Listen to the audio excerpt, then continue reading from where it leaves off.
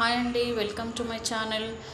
ఈరోజు మీకు వైశాఖ అమావాస్య ఈ మంత్లో ఎప్పుడు స్టార్ట్ అవుతుంది, ఎప్పుడు ఎండ్ అవుతుంది అనేది ఈ వీడియోలో చూద్దాము.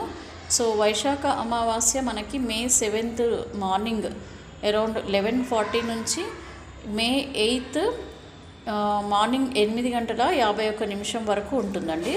సో ఈ సమయంలో అమావాస్య టైంలో మనం చేయాల్సిన పనులు ఏంటి అంటే, ఒకటి మనము పెద్దలకి స్వయం పాకం ఇవ్వడము, పిండ ప్రదానాలు చేయడము, ధ్యానం చేసుకోవడము, పితృదేవతలను తలుచుకోవడము, ఇలాంటివి మనము ఈ అమావాస్య రోజు చేస్తే చాలా మంచిదండి. So thanks for watching my video.